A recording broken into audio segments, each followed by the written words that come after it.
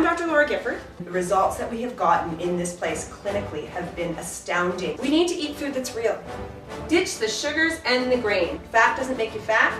Fat does not cause heart disease. You literally are what you eat. Let's talk about insulin and where it comes from and what happens in the body. I'm Dr. Jillian Murphy. This is definitely not what I was taught in school. This is what I thought that food should be able to do for people. There's that old adage, you are what you eat, but you really actually are what you digest. The ultimate health combination is vegetables plus protein plus healthy fat.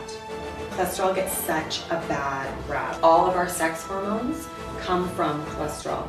Healthy poop versus not so healthy poop. Any questions about that? I'm Michelle McAlpin. 80% of our body composition is based on what we eat. Move frequently at a slow pace. Lift heavy things. Resistance training. It's not too late. You can put muscle mass on at any age. You really don't need weights or machines. Posture is really, really important. If it comes from a factory and has an ingredients list, it's not whole food. It's not the way nature intended it. And you'd be amazed. We are abundant the amount of food we actually have that comes from the earth or roams the earth. That's really what we're designed to eat. So tonight's lecture, we're going to introduce some of these concepts to you that we're going to talk about this whole paleo primal lifestyle. So there's all these preconceived ideas that we have about health and nutrition. We've been fed all this information our whole lives about what's good for us and what's not good for us. Pretty much everything that we have ever learned in the traditional sense and still going on in academia is opposite of what we're going to be telling you here. So we're going to kind of burst your bubble tonight, which is okay. Because if we look around, if you really, really, really look around and start looking at people and start thinking about the amount of, you just made me nervous, Patrick, looking at you videotaping there, you stay still.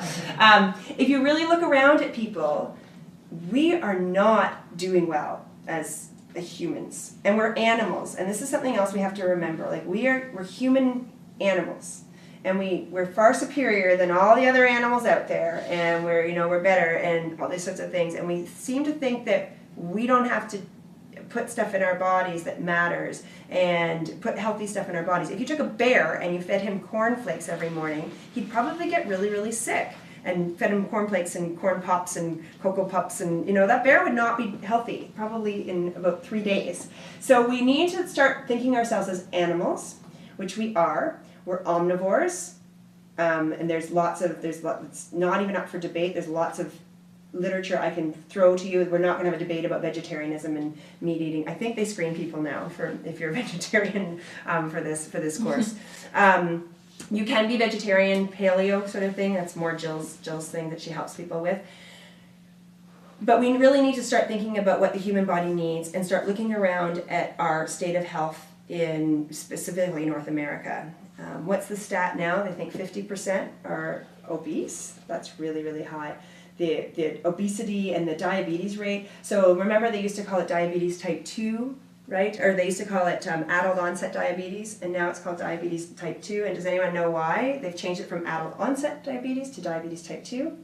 Yes, Ben. Kids are getting it. Exactly, it's so sad. Kids are showing up with it, so they couldn't call it adult onset anymore. Children are being diagnosed with diabetes. Children are being diagnosed with atherosclerosis and heart problems. The obesity epidemic is huge, and the solution is they need more exercise. They need more exercise. They need, and there are a lot of children out there who are exercising. The problem is these children can't exercise. They feel awful, and we'll get into that next week, talking about how much this hormonal effect of food we have on. We are not healthy.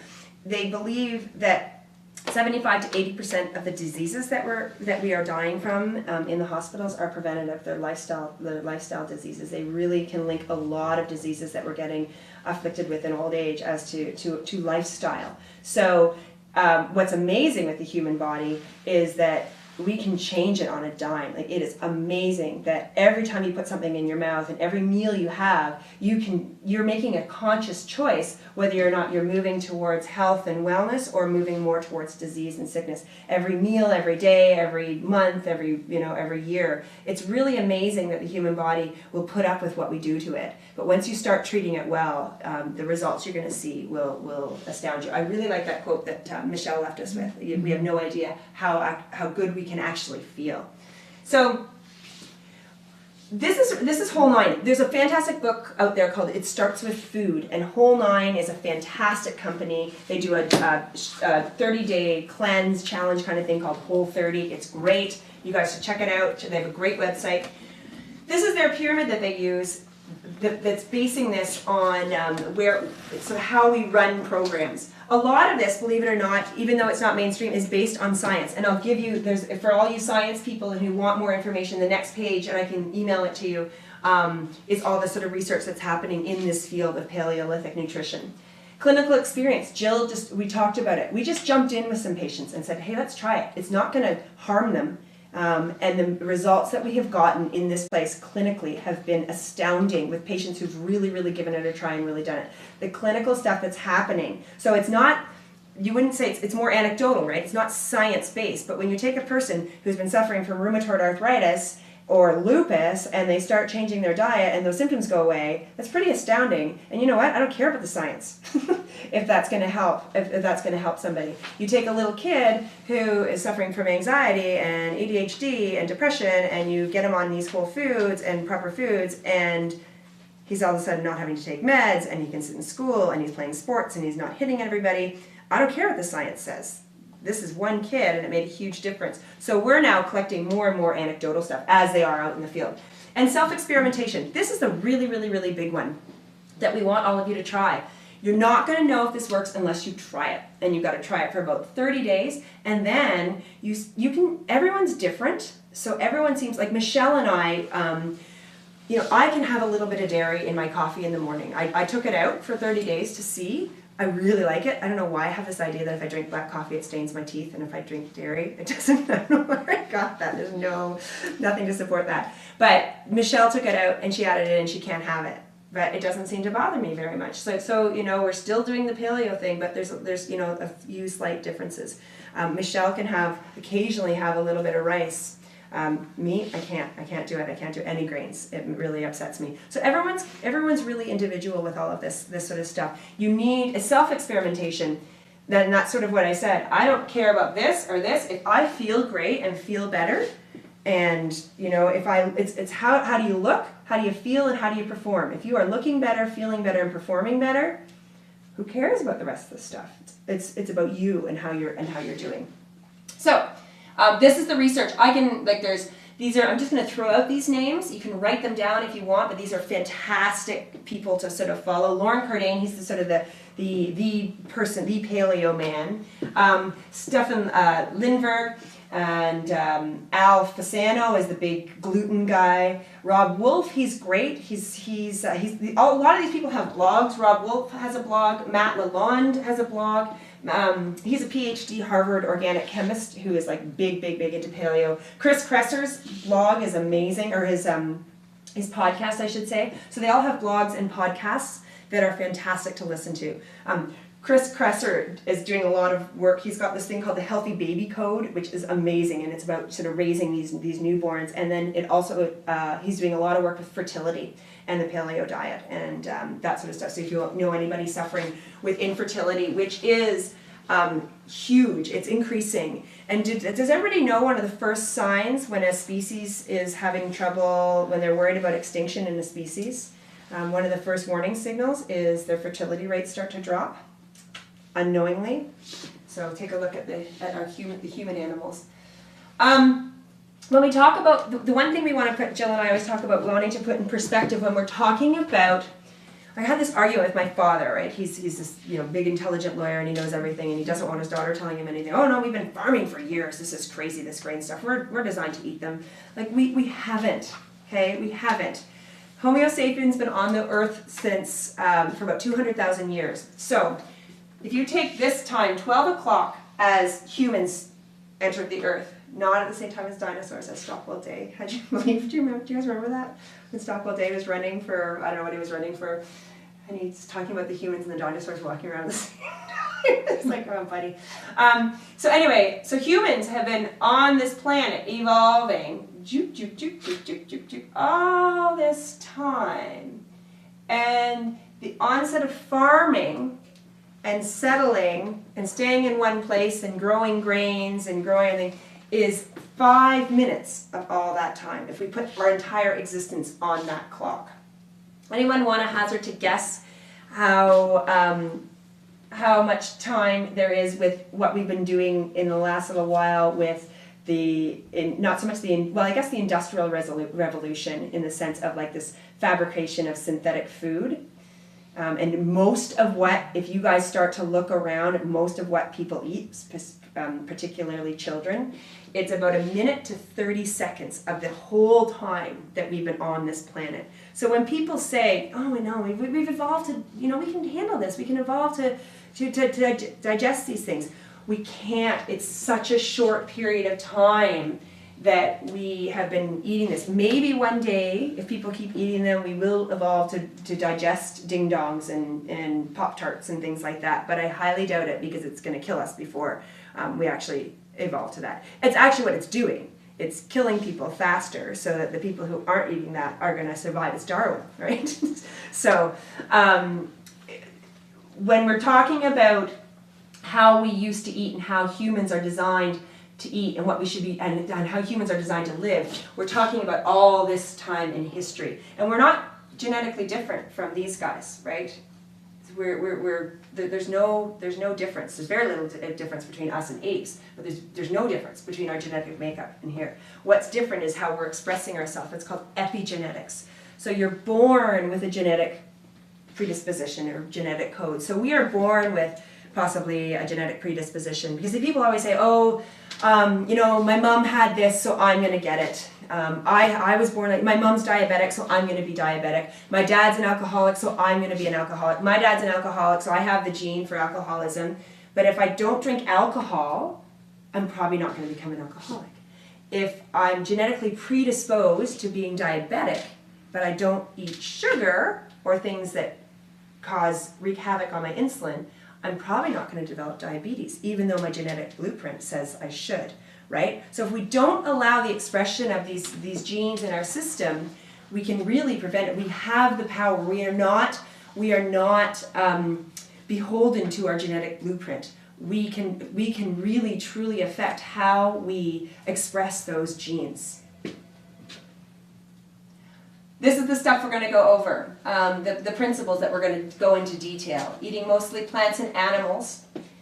These are the principles. Avoiding toxins and metabolic stressors. Moving frequently at a slow pace. Lift heavy things. Sprint once in a while. Talking about sleep, play, adequate sunlight, using our brain, and having a vision. So let's just touch on those briefly. Eating mostly plants and animals. We need to eat food that's real.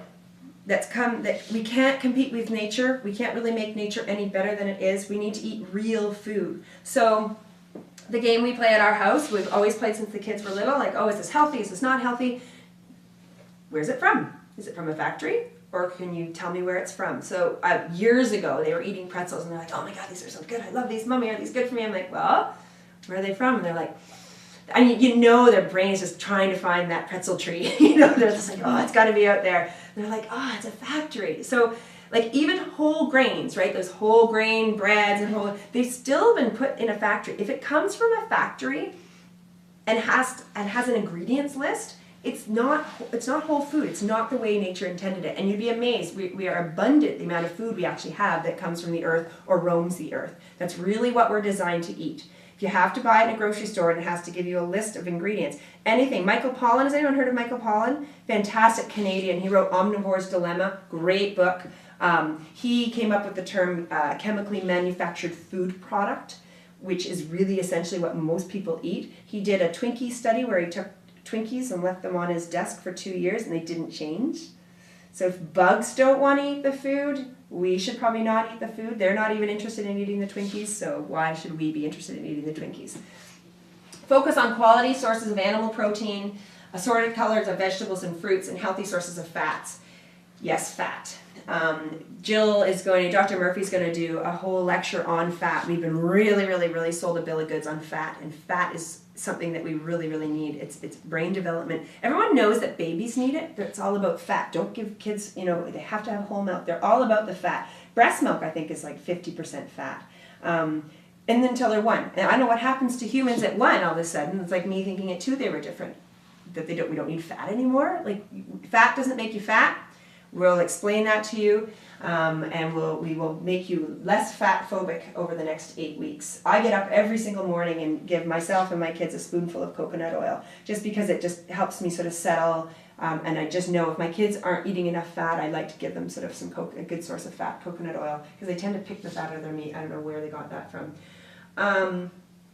Yeah, so if you can name where it came from and the answer's not factory, chances are it's okay from you. So wheat and grains, right, your whole grain bread is still factory, because I'd like you to go out and gather wheat and eat it. It doesn't taste so good. It has to be highly processed in order to make it edible for humans to actually somewhat consume. And it's, research is actually showing that we don't even digest the processed stuff.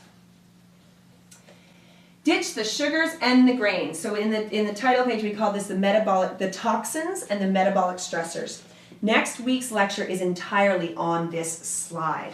It's all about the hormonal effect and what sugar and things that turn into sugar do to our hormones, and how it affects us, and how crappy it makes us feel all the time. This is why when people say, oh my God, I gave up gluten, I feel so much better. It's because of the hormonal effect a lot of times. A lot of times it's also because of the gut effect it has. So any chemicals, so anything you can't name on a package, if it sounds, like, again, factory stuff, right? Like, you get a sweet potato, there's nothing in it but sweet potato, right? It's a sweet potato, not with all the other stuff. So chemicals, sugars, sodas, chemically altered fats, heavily processed, packaged, fried, and preserved foods, and processed grains. Yep. Wheat, flour products, bread, pasta, crackers, snack foods, baked goods, etc. All rice, corn. Corn is a grain. I forgot, I just didn't even, people sort of think, and Americans especially, like it's corn, they're corn and French fries as their other vegetables, right? Not so much us smarter Canadians. So all the cereals, all that sort of stuff. We'll explain next week the why of all this, because in my opinion, a lot of these, 30-day challenges and stuff like that, you can be told what to do, right? And you can do anything for 30 days. Anyone can do anything for 30 days. The purpose of this course is over the 8 weeks is to teach you why. And so, and what I'm going to do with our Facebook page is hook you guys up with the old people too, and they can come in and chime in why. Because with that knowledge behind that, you're going to go off the grains and you'll go back on the grains, as everybody does, and you're going to feel a certain way, and you're going to understand why. Oh, it's my insulin. Oh, it's that bloody gluten putting holes in my gut. Oh, it's the lectins. It's the anti-nutrients. That you'll know all these things. You'll know why, not just just do this because you're going to lose weight. There's a lot more to this than just losing weight. Liquid carbs, right? So this is the first thing before you even try this on. No more of this, gone. All of that sort of stuff for the next 8 weeks. No more liquid carbs. We've got to get this stuff out. There's no carbs in water. Pardon? I think that's vitamin water. I don't know why that's up there. That's just a picture.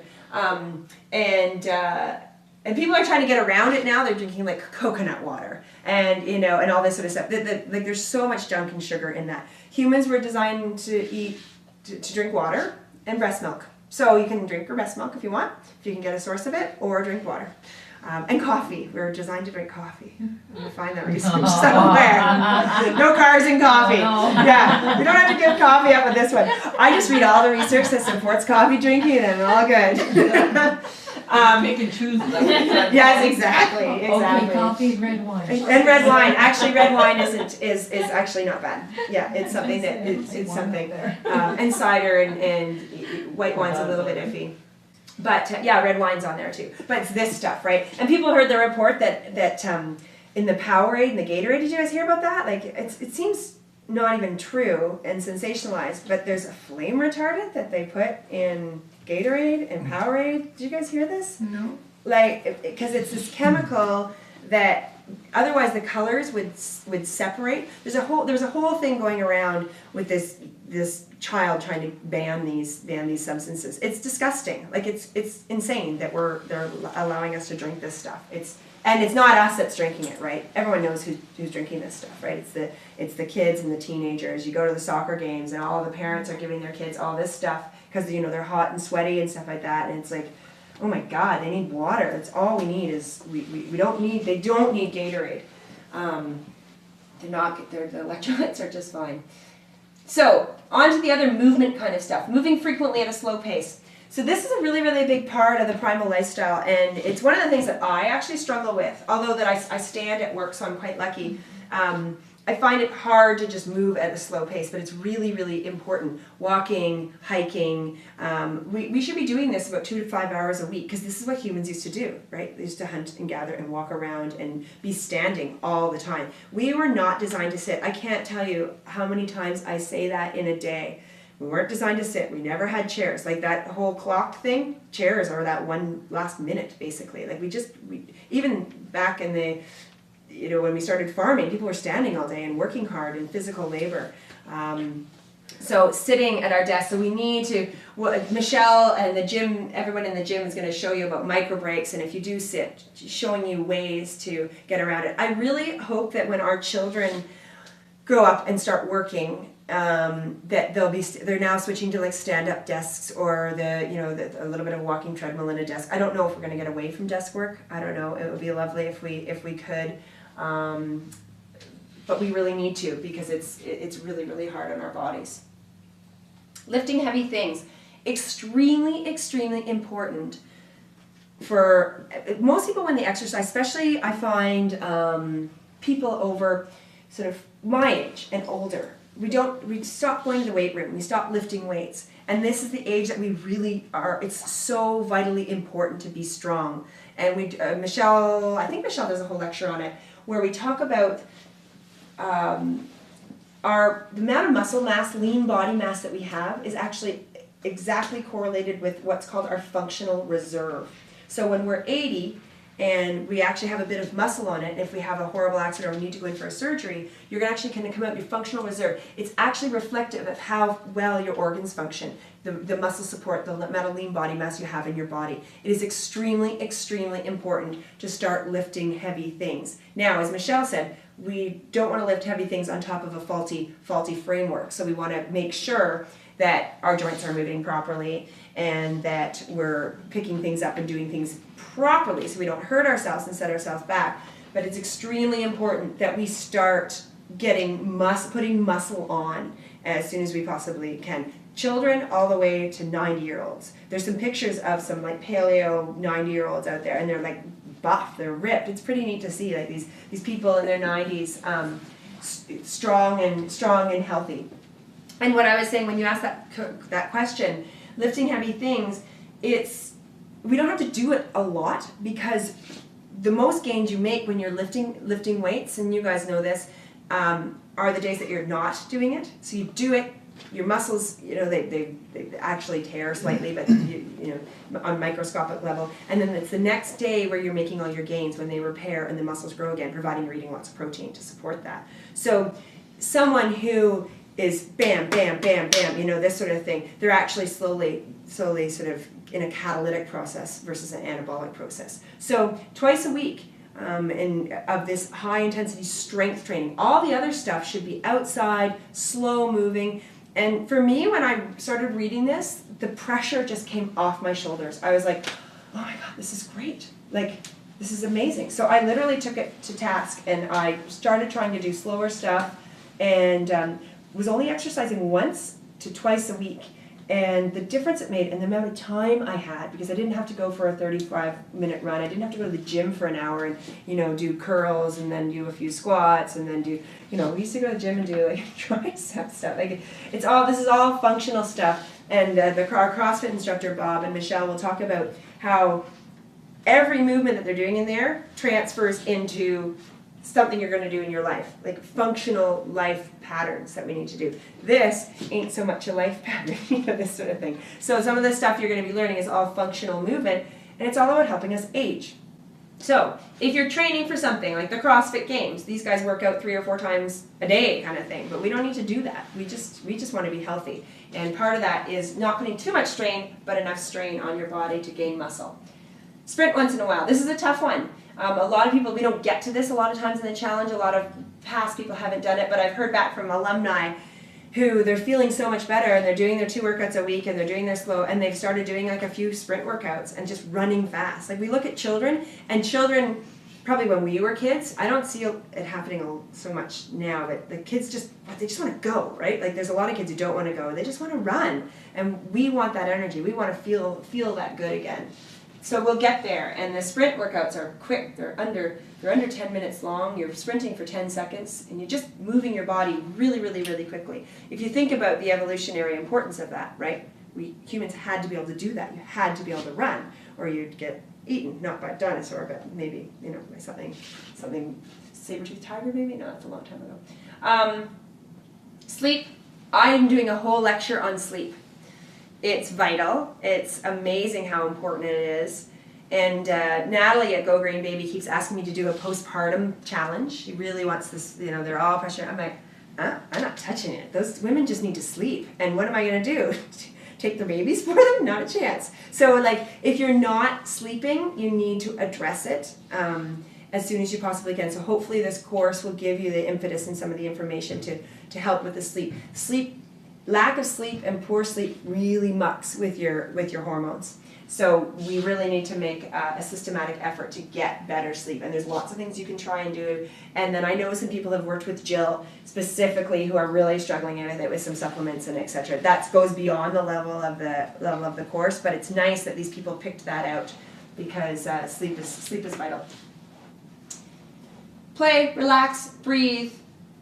We need to start having fun again and enjoy ourselves. If you look at old communities, and you look at communities other than North Americans, they have siesta.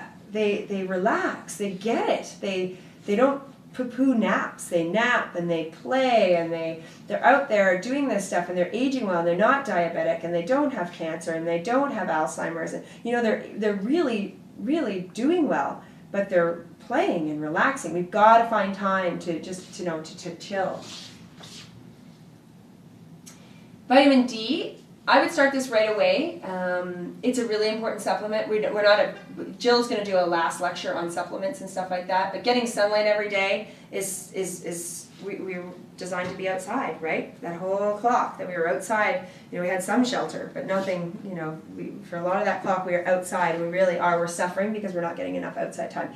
This is why the spring challenge is fantastic, because people really start, I hope, soon, when spring comes, start getting outside as much as we possibly can. Extremely, extremely important. If you're not getting outside, a vitamin D supplement is always a good idea. About 2,000 IUs a day is what we recommend. We give our kids 1,000 a day, all right through the year, even in the summertime. North Americans just don't get enough. Vitamin D is linked to all sorts of immune function in your body.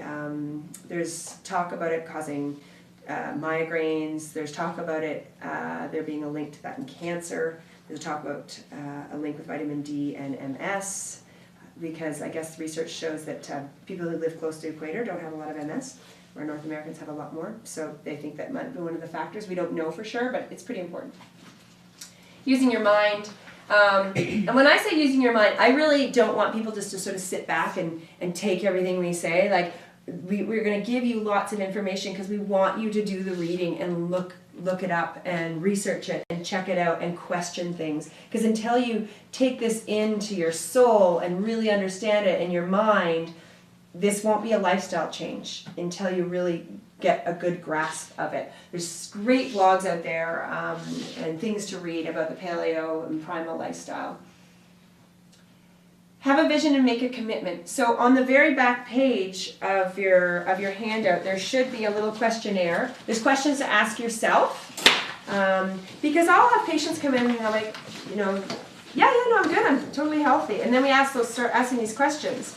And they're like, well, how do you sleep? Well, I don't sleep. Well, do you get any exercise? No, get any. Oh, yeah, no, I don't have I have a bowel movement about every 3 days. Sometimes it's solid, sometimes it's not. No, yeah, God, I have to have coffee in the middle of the day. This is a person who just said they were totally healthy, right? So we need to ask these questions, these serious questions about ourselves. And then the bottom are some of the goals. And if you want, you can hand them in to us, because then it's going to make it more real for you. And you're going to be kind of, like when you hand a goal in or exchange it with someone, or on our Facebook page, you can state it. But if you state your goal to somebody else, Like I stated that I wanted by the end of the summer that I want to be able to do 5 pull-ups. I'm really pissed off I stated that because I don't want to do the work to be able to do 5 pull-ups. But I stated it publicly, so now, and more publicly now, that it just makes you more accountable to do these things. So some of these things to state publicly to other people, it helps. It helps you follow through. And the reason you need to have a vision is you need to have a vision of yourself, where you want to go. Has anyone seen that Monty Python video where they're all lined up at the start race and the starter pistol goes and they all run off in all these directions? And it's sort of the idea is that you need to have a destination. Where do you see yourself? Where do you see yourself next year? Or where do you see yourself at the end of the challenge? Or where do you see yourself 6 months, a year, 5 years, 10 years down the road?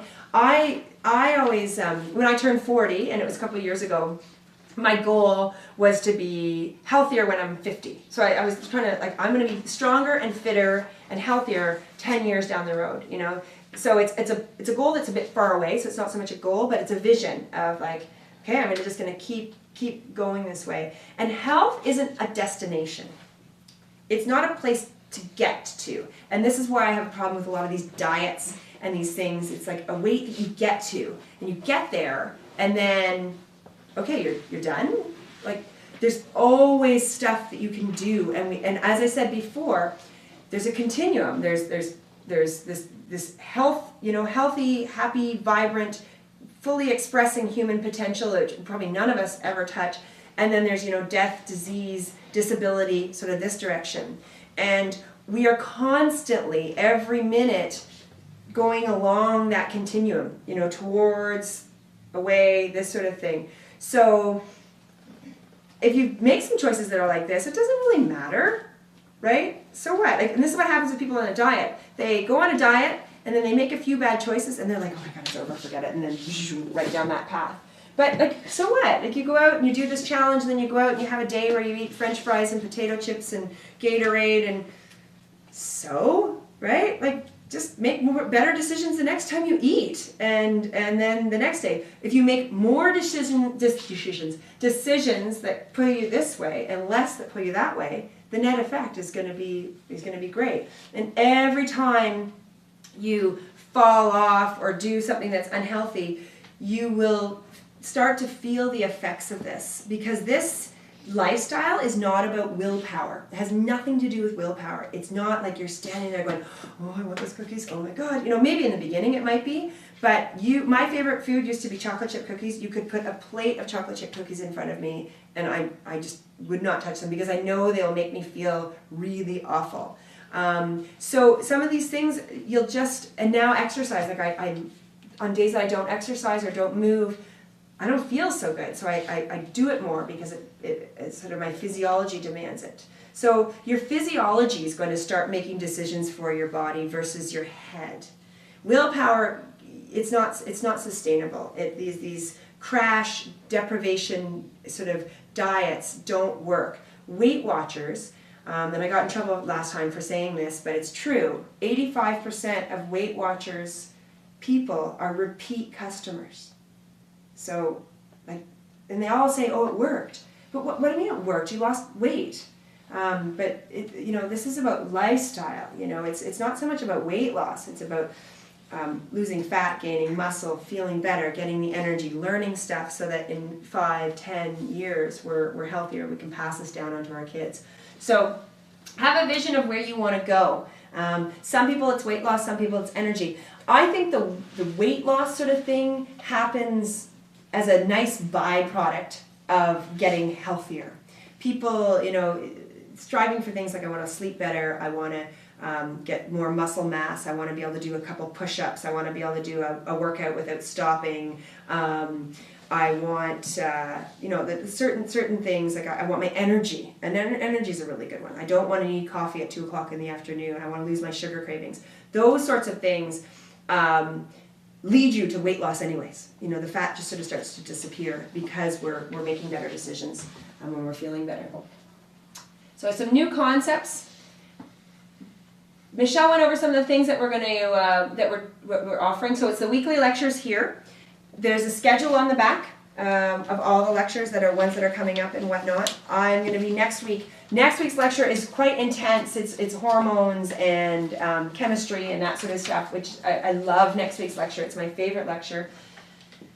So we'll be teaching all those lectures. Dr. Murphy, I didn't put her email address, so grab her card because she can answer. She'll just fire off some questions and she'll answer those questions via email. The other way that we can answer questions, if they're not too private, is we've started a Live Well Center challenge group. So Catherine set that up. I don't really understand Facebook, even though I've been on it for a year, I think, or maybe longer. So we've got a group, and it's a great. I'm going to actually go and invite, or Catherine's going to go and invite all the people who did the challenge before to join the group, and because they told me, like at the end of the challenge, they admitted stuff like, when you told me that you just couldn't eat cake and you looked at it and you just I just thought you were so full of shit, like this, like, so but at the end they're like, I agree, I can totally see it, like I don't want to eat bread, I don't even like it, I can't even look at it, so those are the people that you're going to want to hear from, so when you ask questions they can give you some feedback. The other thing I'm hoping the Facebook page, the group, can turn into is recipe sharing. And I just tried this is great, I ate this for breakfast, I ate this for lunch, and how are you doing? Or even like if you want to go on there and get really public about, okay, I did my long slow walking, I had a terrible sleep last night, I'm craving sugar, like these sorts of things. What I will also put on there, what Catherine will also put on there, are some video links. There's a fun video that I had here tonight. You can stay and watch it afterwards. It's funny, but the sound makes it better, and I don't have speakers. But I can put it on Facebook for you. There's a fantastic movie out there, and I can't remember the name of it, and I'll find it and I'll put it on the Facebook page. It's a documentary. Lauren Cordain is in it, and it's talking about evolutionary health, and it's got a picture of a fork with a piece of steak on it, and I can't for the life of me remember the name of it. I don't know if anybody has seen it. Have you seen it? No. I'll find that. There's some great videos out there. There's a Dr. Wallace who was diagnosed with MS, and she's a neurologist. Really, I think she's from Harvard, and she had the best of the medical world, and she just kept declining, and then she started she looked into what the human brain needed to function properly and realized that her diet was not cutting it. So then she started supplementing all the things that she felt the human brain needed to heal. And then she was like, why don't I just get this from food? So she started eating the food with all the nutrients that needed to the human, and she's up, walking, fully functional, riding her bike. Like, it's an amazing story. She was on a TED Talk, so I'll link that as well. Amazing. It's crazy. Like, she eats 9 cups of vegetables a day.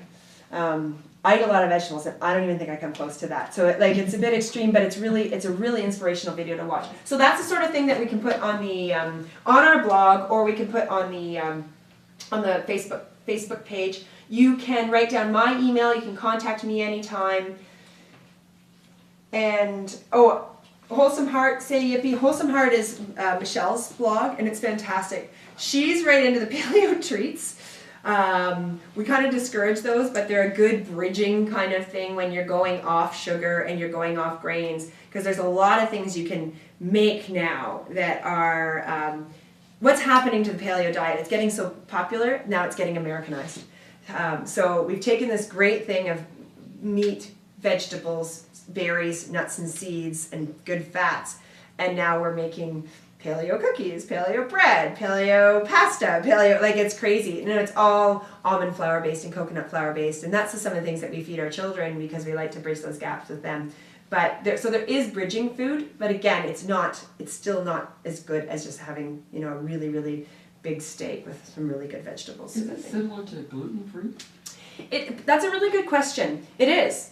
But it's gluten-free is one step in the right direction, and then this is another step even further. The thing that's happened with gluten-free, and we'll talk about gluten, it's toxic. I try not to let my kids touch it. And although they're not diagnosed with celiac or anything like that. But what's happened with the gluten-free thing is that there's gluten-free everything now. So I think we've replaced, you can get gluten-free pizza, cookies, ice cream cone, all this sort of stuff, which is great for people who have celiac. It's wonderful, but is that stuff actually healthier? I don't think so. It really isn't. So they're replacing gluten-free products with all this other stuff that we don't really know. It's factory food. It's not whole food. But gluten-free is a lot of times when people are really against trying this new way of eating and stuff like that, that's an excellent first step. And you'll see a lot of people who've done paleo forever, and like for example, me, I just won't touch gluten, but if I fall off and have rice with something or other, no, I don't even do that. But some people do. Or corn chips, for example. We'll have corn chips and salsa. That's something that I'll do. But I still won't do the gluten because it's really, really toxic. We shouldn't be touching gluten. Everyone's read wheat belly. You walk into Starbucks, or Chapters now, I always call it Starbucks. Chapters now, and it's like the first whole thing is all paleo, wheat belly, all this sort of stuff. I don't like that. I like being on the alternative cusp of they're all doing this and we're the secret club doing this. But it's becoming super popular over the last 3 years that we've been running this course. It's getting more and more and more popular. So, which is great. We need to share the knowledge and spread it around. Your functional movement screen, she talked about that. The ultrasound body comp test, the fitness classes. The one thing that Dr. Murphy and I hope that you do is jump in. I'm not saying go home tonight and, well, you could. Some people have gone home and just stripped everything, that sort of thing, taken this. But this is a safe environment. You've got 8 weeks to really, really, really try this on. And just try it. Most of the time we say try it for 30 days, going completely clean. And you can, we've got 8 weeks, so you can ease into it, right? And that's what a lot of people do. They sort of ease into things, and then they take 30 days and they really, really, really go for it. And then see how you look, feel, and perform at the end of that. Just try it. There's no harm in just doing this and seeing how you feel. That was my first approach, and I've never looked back, and I can't tell you how many people have done the same thing. And the changes we've seen on people. This one guy, he just jumped right in. And it was funny, because after the first lecture or the second lecture, we always talk about it. He said, well, what about flax bread? Because, he had the idea that flax was healthy, right? And the bread in that would indicate, no, you can't have any grains. But he just took it the toll, and within 2 weeks, his waist circumference had gone, shrunk. Unbelievably, it was amazing. Men seem to respond faster than women. We have a lot of other hormonal issues going on that really, really affect things that Dr. Murphy will address. But really try it. It's time to try it. What do you have to lose? Nothing to lose. Give it a try. And then after the 30 days, try introducing back some of the foods and see how you feel. So it's not sort of about a diet as let's just do this. Do it, try it, and then introduce the foods back in and see how you feel. There we are. I love that quote. Insanity, doing the same thing over and over again and expecting different results. This is what we do when we go on a diet over and over and over again. It's the same thing. Let's try something different and see what happens. What we're doing right now in North America is not working, right? And I'm just shocked at the health of our children. It's freaking me out. Looking at some of these kids, they're just like zombie kids, and they're not doing really, really well. Big black circles under their eyes. Some of them are so skinny you can tell that they're actually not absorbing any nutrients at all. So and everyone thinks that they're fine because they're skinny. It's no, this isn't about skinny and fat. This is about healthy and absorbing nutrients and being and having a good digestive system. So I think that's it. I can whip that video up. It's quite funny, but I might just put it on the Facebook group. It will perform better that way. Any questions? You've got a big package to read.